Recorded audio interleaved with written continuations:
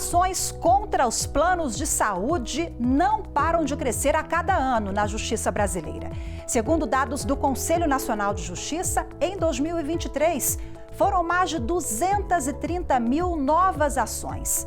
Apesar do tema ser recorrente em tribunais brasileiros, segundo o meu convidado de hoje, o direito à saúde ainda é negligenciado em instituições de ensino do país. Eu converso hoje no Iluminuras com o advogado especialista em planos, Elton Fernandes, para auxiliar médicos, operadores do direito e a população em geral. Ele lançou o livro Manual de Direito da Saúde Suplementar, Direito Material e Processual em Ações contra os Planos de Saúde. Doutor Elton Fernandes, seja bem-vindo. Muito obrigada pela participação, pela disponibilidade de conversar conosco aqui em Brasília. Doutor Elton, que veio de São Paulo. Seja bem-vindo. Rafaela, é um prazer para mim estar aqui com vocês. Muito obrigado pelo convite. É uma honra para mim estar aqui e eu espero poder ser útil aí ao público e aos que vão assistir esse programa depois. Com certeza, a honra é nossa. Vamos falar sobre essa obra robusta, são quase 530 páginas. Lançado o livro pela editora Verbo Jurídico. Conta pra gente como é que surgiu a ideia do livro. O senhor fala que esse tema é um pouco negligenciado, inclusive nas universidades, né? Ele é bastante negligenciado nas faculdades ainda. Muitas vezes cabe às pós-graduações poder ofertar essa matéria para o público. Sabe que durante muito tempo, eu até conto na minha apresentação que eu não achei que pudesse lançar um livro, né? E aí eu estava ali um dia lendo o jornal, estava lendo a Folha de São Paulo e me deparei com uma coluna do Drauzio Varela.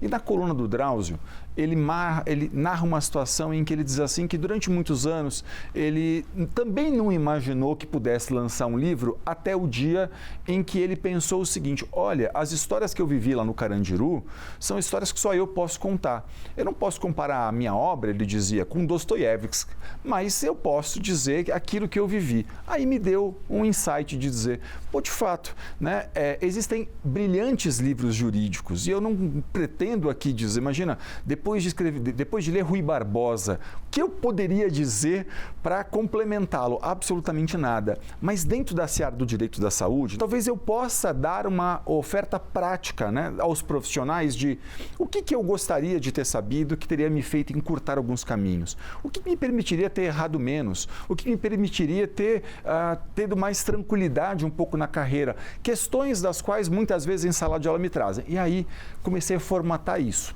Eu acho que vai ser uma ajuda aos advogados, aos estudantes, aos juízes que precisam compreender a área, porque assim, a vida do juiz também, Rafael, é uma vida muito dura, sabe? O juiz da área civil, por exemplo, ele julga o plano de saúde, a empresa de telefonia, o banco, o cheque, a nota promissória. Ele julga uma série de coisas na vida em que ele às vezes não consegue ter a profundidade necessária para julgar. Então foi pensando nisso tudo que eu falei assim, uma hora eu vou lançar. E aí, tá aí, tá pronto. E aí, conta pra gente quais são os temas hoje, aqueles que são mais demandados judicialmente quando a gente fala de plano de saúde? Eu acho que a grande questão que a gente tem nos planos de saúde ainda é a cobertura dos planos de saúde, né? As questões referentes, por exemplo, a tratamentos cirúrgicos, a exames, a material cirúrgico, que a gente sabe que dá muito problema. E a gente agora tem também outros temas, por exemplo, o reajuste. Reajuste em plano de saúde é um tema que a gente trata no livro, porque a gente tem visto uma crescente judicialização. Por quê? Porque a ANS, a Agência Nacional de Saúde Suplementar, ela só edita o reajuste do plano individual familiar. Mas esse produto corresponde a 20% do mercado. O que as operadoras de saúde fizeram ao longo do tempo, Rafaela? Elas passaram a vender plano de saúde empresarial para o seu Zé e para a Dona Maria. Então eles pegam uma família, o seu Zé e a Dona Maria, e ofertam para eles um plano de saúde que não é mais o familiar, agora é um plano empresarial. E por que eles fazem isso? Atrás disso está duas lógicas. A primeira delas é que, num plano empresarial, se o contrato foi feito entre duas empresas, a operadora entende que ela pode rescindir a hora que ela quiser. E a segunda lógica que está por trás disso é que, sendo um plano de saúde empresarial, ela entende que o índice da ANS, ela não precisa aplicar, é o índice dos planos empresariais. E aí veja o que a gente faz. A gente pega o seu Zé e a Dona Maria e os seus filhinhos e a gente coloca eles, então, num contrato de plano de saúde empresarial, quando, na verdade, isso não é um plano empresarial. Isso é um plano familiar contratado por um CNPJ. Mas o seu Zé e a Dona Maria, eles vão olhar para quê quando eles contratam um plano de saúde? Para o preço, para a rede de atendimento. Eles não estão percebendo muitas vezes que por trás daquela oferta de um plano empresarial está uma pegadinha que pode fazer com que no momento em que eles precisarem utilizar, esse contrato tente ser rescindido pela operadora. Com que no próximo ano, por exemplo, ao invés de sofrer um reajuste de 6%, vão sofrer um reajuste de 20%, 25%.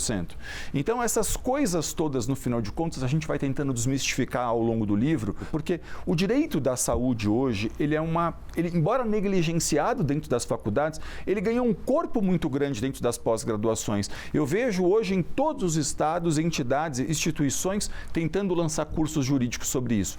E aí o advogado precisa compreender, porque às vezes o profissional que está lá na ponta e que ainda não tem essa especialidade, é difícil para ele compreender por que o plano empresarial está sendo mais comercializado e não individual e familiar. E é por conta dessas jogadinhas que, na prática, vão fazer toda a diferença na vida do seu Zé e da Dona Maria. Esse exemplo que o senhor deu do seu José e da Dona Maria que contratam um plano empresarial, geralmente são aqueles casos onde a pessoa tem o CNPJ, é MEI, microempreendedor individual, e aí o plano fica mais barato, né? Sob o ponto de vista jurídico, esse exemplo que o senhor deu é legal? É absolutamente legal o que a operadora de plano de saúde faz. Eu diria até o seguinte, vamos pensar assim, eu tenho uma babá que cuida do meu filho. Ela trabalha na minha casa de segunda a sexta-feira, das 9 da manhã às 17 horas. Ninguém tem nenhuma dúvida de que essa pessoa, ela precisa ser CLT. Por quê? Porque ela preenche todos os requisitos do vínculo de emprego, habitualidade, pessoalidade, subordinação, remuneração. Eu posso contratá-la via um contrato, falar assim, abre uma MEI e faz comigo um contrato como microempreendedora? Eu posso, mas se ela for para a Justiça do Trabalho amanhã, o que acontecerá comigo?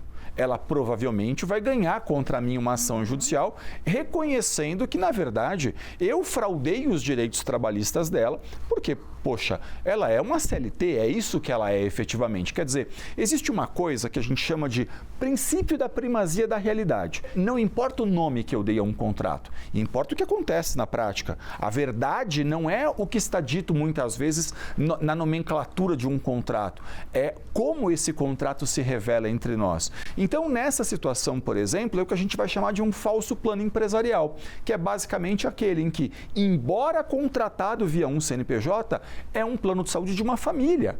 Esse que é, ele merece o tratamento, então, não de um plano empresarial. Porque, veja, Rafaela, ninguém tem dúvida de que se duas grandes empresas, pensemos numa empresa, uma multinacional no Brasil e uma operadora de plano de saúde, se elas celebram entre si um contrato, nenhum de nós tem dúvida de que esse contrato está dentro de uma relação equilibrada. Eles têm poder de negociação. Os dois sentam na mesa, ninguém manda cartinha para o outro dizendo assim, você sofrerá um reajuste de 25%. Né? Certamente o diretor de uma empresa liga para o diretor da outra e fala, vamos tomar um café, precisamos reajustar o contrato, mas vamos negociar, vou abrir as contas para você. E aí a outra parte fala, se você aumentar muito, eu vou procurar um concorrente. Quer dizer, tem um poder de barganha uma negociação. No plano de saúde é unilateral. Unilateral. O seu Zé e a Dona Maria não tem nenhum poder de barganha com a operadora de plano de saúde. Então, a justiça foi olhando para isso ao longo do caminho para tentar reequilibrar esses contratos, para tentar dizer, não, olha, o nome que você deu a esse contrato, embora você deu de plano empresarial, isso aqui é um falso plano empresarial. E sendo um falso plano empresarial, você vai sofrer então os reajustes da ANS, não pode encerrar esse contrato de plano de saúde livremente. Enfim, eu vou, na verdade, tornando esse plano igual àquele que é um plano familiar verdadeiramente. No primeiro semestre, nós tivemos quase que uma onda ali, né, de cancelamentos por parte dos planos de saúde, principalmente para pessoas autistas, né, para os mais vulneráveis ali que precisam mesmo do plano de saúde, os idosos que gastam muito e aí aumentam o plano de saúde assim, de forma para que realmente o usuário desista, né? Nós já temos agora um cenário melhor. Houve um freio nisso? Ele está um pouco mais estabilizado nesses últimos meses, mas eu diria assim, isso é cíclico, de tempos em tempos a gente vê. Eu acho que agora as operadoras de planos de saúde, elas não contavam com a mobilização das mães, porque as mães, sobretudo as mães de crianças com autismo, elas foram para a imprensa. Hoje elas estão muito mobilizadas, muito organizadas, e isso reverberou em todo o país. Porque veja, antes isso já acontecia. Muitas vezes, no final de contas, esse tema estava acontecendo, mas ele não estava tão bem organizado ao ponto de de ser um debate nacional. A gente tem visto isso acontecer muito mais hoje na surdina. Esse tipo de rescisão de contrato é ilegal. Veja, existem regras da ANS que a gente coloca no livro, inclusive, que elas impedem o que a gente chama de seleção de risco. Eu tive a felicidade de dar uma aula com o ministro Moura Ribeiro do STJ recentemente. Ele diz assim, olha, o Brasil é capitalista, a Constituição é capitalista, mas ele defende um capitalismo humanista, como ele diz. Ele fala assim, olha, nós precisamos tornar esse sistema mais palatável para que a gente não faça aí não coloque as pessoas em vulnerabilidade extrema, para que a gente possa permitir a manutenção desses contratos de planos de saúde. Então, o que eu quero dizer com isso? Quero dizer que, olha, o fato de ser um plano empresarial não dá à operadora o direito de ir lá e rescindir. Não é livre mercado? A empresa não pode cancelar? Esse é um ponto muito importante, porque, veja, a própria ANS reconhece que não se pode fazer seleção de risco. Veja a diferença primordial.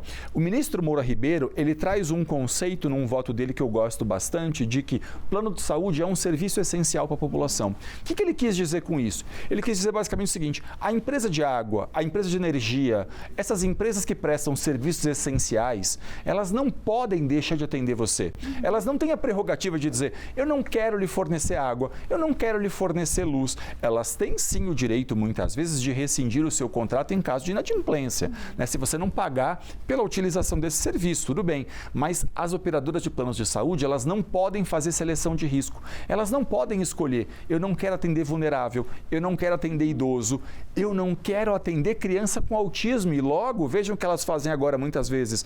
Eu só atendo um público de 10 anos para cima, de 18 anos para cima. Isso é ilegal. Ilegal, porque a própria lei dos planos de saúde, ela diz que em razão da idade, e aí ela não diz se é mínima a idade, só idoso, não. Em razão da idade, ninguém pode ser impedido de participar de um contrato de plano de saúde.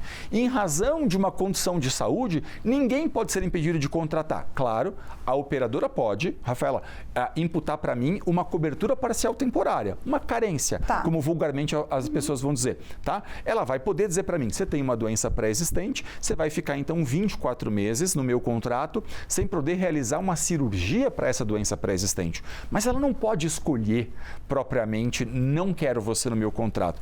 Isso é ilegal. Isso o senhor ensina na obra, né? Ensina nos cursos de pós-graduação. E isso não é dito lá na sala de aula, porque eu só me dizia aqui nos bastidores que essa matéria ela é dada ali bem en passant, bem rapidinho, entre uma matéria e outra. Quando a gente tem um professor que consegue levar isso, tem muitos professores, claro, que vão ter um conhecimento um pouquinho dessa matéria, mas isso está ali dentro de uma aula ou de direito civil ou de direito do consumidor. Mas se a gente tiver isso dentro das faculdades, eu dissemino essa informação também de uma maneira muito mais rápida para a população. Por exemplo, uma questão que toca a população muito rapidamente aumentou meu plano de saúde, está caro e eu tenho uma doença pré-existente, o que eu faço? Hoje tem um sistema de portabilidade de plano de saúde muito pouco difundido, que a gente trata no livro, explicando conceitos e diferenças, que permite a esse cidadão, por exemplo, trocar de operadora de plano de saúde, levando consigo as carências. Isso não está ainda ao alcance da população. Isso não está ao alcance do seu Zé da Dona Maria. Entende? Então, ainda é um problema que a gente... É como se fosse a portabilidade do celular. Você pode levar o seu tempo de uso. Rafaela. E o seu exemplo é muito bom para a gente dizer o seguinte, eu tenho operadora X, eu posso trocar na telefonia, vamos pensar, para um outro plano de uma outra operadora de telefonia? Posso. Eu posso também ir na outra operadora e contratar direto um plano? Posso, mas aí eu não vou levar comigo o meu número. Essa é a diferença da portabilidade. A portabilidade, ela não é simplesmente a contratação de um novo plano, como seria na telefonia. Eu levo comigo as carências que eu já cumpri. Como na telefonia eu levo o número, aqui eu levo comigo todas as carências que eu já cumpri. Esse sistema de portabilidade, por exemplo, é um sistema bom, que funciona. Tem problemas, ele tem dificuldades, mas são dificuldades muitas vezes contornáveis, sobretudo se nós tornarmos acessível à população esse sistema. Maravilha, eu vou pedir licença para o senhor agora, vamos fazer uma breve pausa. Você fique com a gente, nós fazemos um intervalo rápido e voltamos já.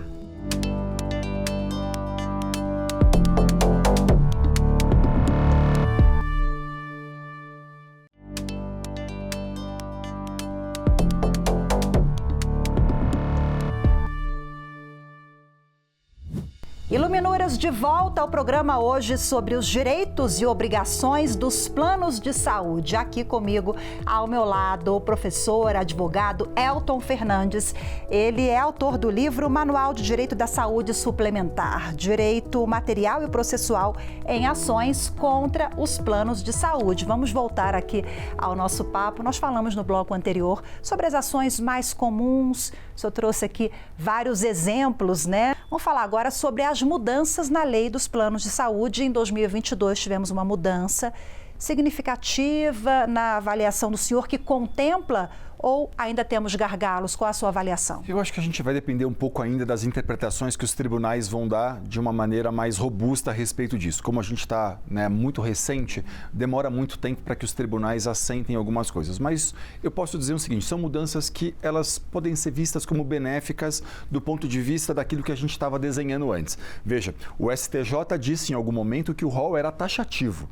Então, aquilo assustou todos nós. Se o rol é taxativo, nada será que pode ser feito se não estiver dentro da regra da ANS, mas a ANS muitas vezes demora para incorporar e em outras vezes, mesmo incorporando, ela se recusa a colocar dentro da regra coisas que estão muito bem balizadas dentro da ciência. Por N motivos aqui, que seria muito longo a gente explicar, mas às vezes é uma recusa da ANS. Como é que fica essa situação?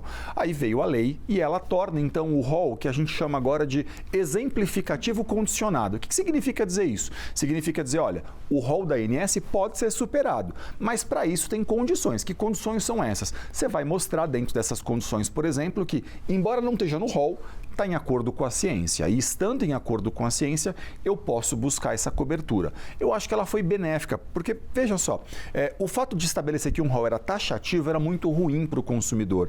E não dá para estabelecer que uma coisa é taxativa, por exemplo, com tanta coisa aqui ausente da cobertura, né?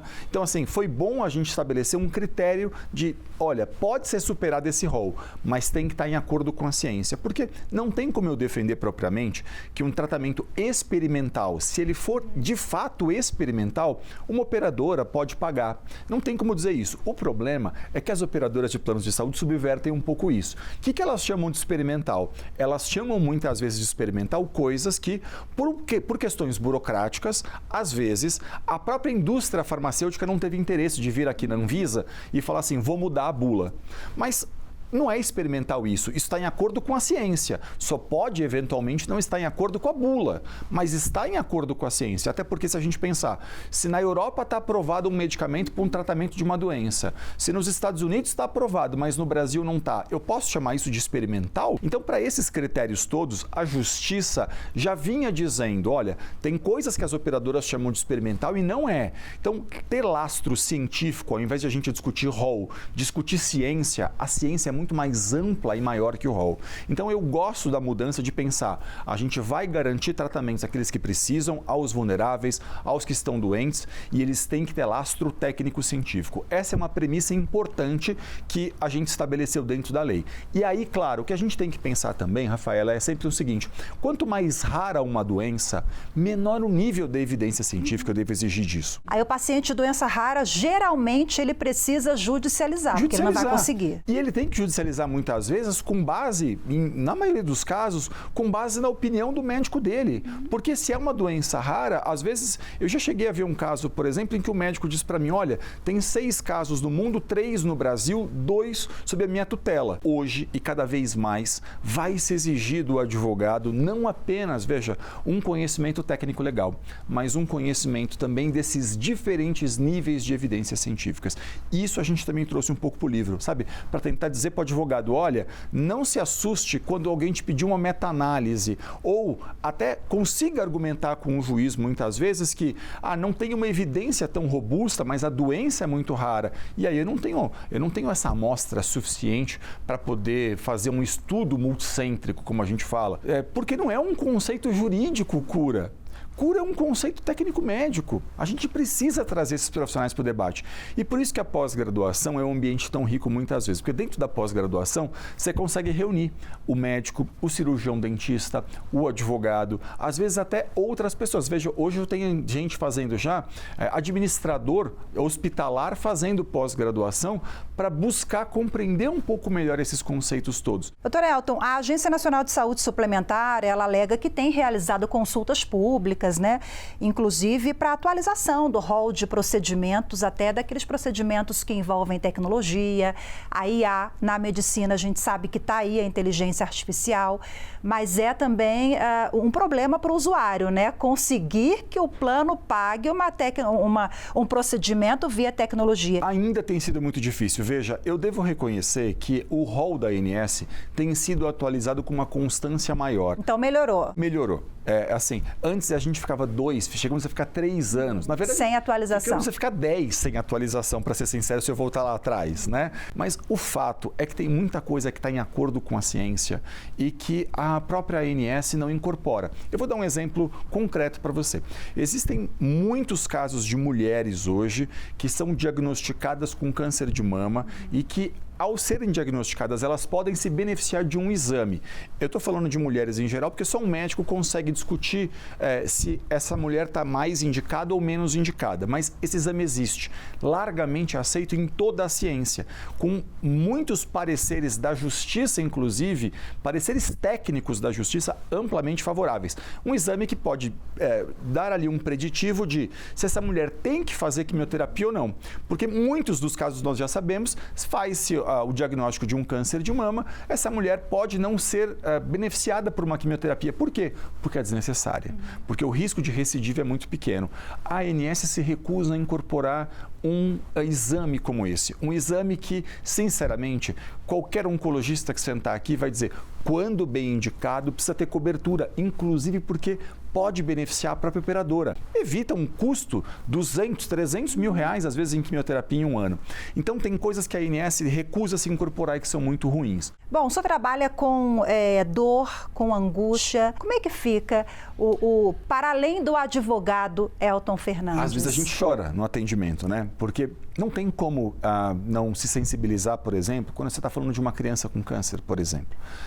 Não tem como você não se solidarizar quando você está ouvindo a história, por exemplo, de uma pessoa que está com uma dor, que está com um problema grave de saúde e que ela tem a esperança de que aquilo possa resolver. Eu sempre digo o seguinte, a minha história, né, atendendo tanta gente ao longo desse caminho todo, a minha história com a família, por exemplo, que também já passei por essa situação de ter que judicializar questões para os meus familiares. Eu sempre digo para as pessoas que o muito importante é que as pessoas acreditem na ciência. A gente tem cada vez mais e melhores terapias. É verdade que elas são também cada vez mais caras e por isso quem pode pagar um plano de saúde é importante que pague, porque a gente sabe que dentro do sistema público de saúde é muito difícil. Tem gente que fala assim para mim, mas vale a pena pagar plano de saúde? Vale muito. E qual é o melhor plano de saúde? É aquele que cabe no seu bolso. Esse é o melhor plano de saúde que você pode ter. Esse é o melhor dentro da sua realidade. E se for possível ter, eu recomendo que você tenha. O senhor falou da portabilidade, só para ficar claro aqui, a empresa não pode negar, né? Não pode negar. Essa é uma questão importante, Rafaela, porque as pessoas falam assim para mim, mas quem vai me aceitar?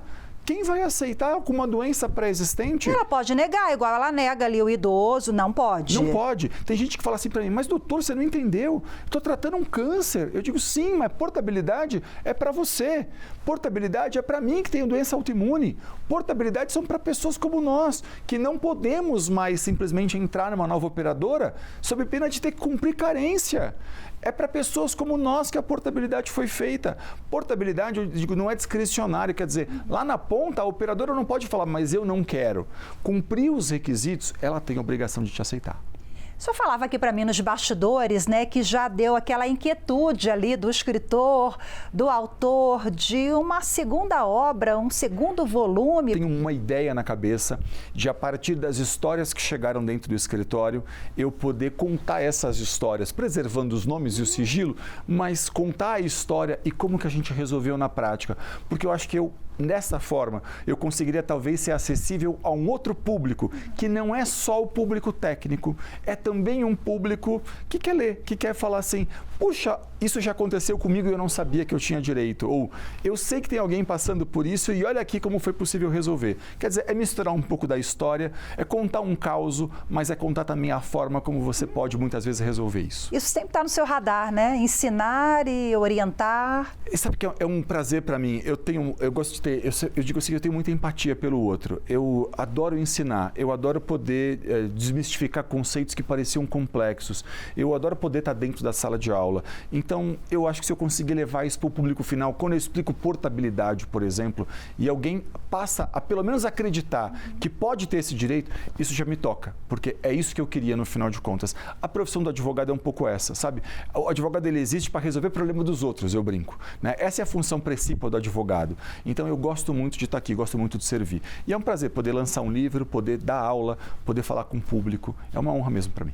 E é uma honra para os leitores também, que vão poder se debruçar e aprender mais com essa obra, Manual de Direito de Saúde Suplementar. Dr. Elton Fernandes, muito obrigada pela sua participação. Parabéns demais pelo seu trabalho, pela sua trajetória. Olha, é um prazer para mim estar aqui com vocês, muito obrigado. Eu sempre dedico esse livro, no final de contas, a todo mundo que confiou, que acreditou na sua história, a minha equipe, mas mais do que isso. Eu espero, sinceramente, que todas as pessoas possam se beneficiar de excelentes tratamentos, do avanço da ciência e que a gente possa ser uma sociedade cada vez melhor e mais próspera. Obrigado pelo convite, é uma honra para mim estar aqui. Maravilha, muito obrigada mais uma vez e muito obrigada a você também que nos acompanhou em mais uma edição. Temos um encontro marcado na próxima semana. Até lá, tchau, tchau.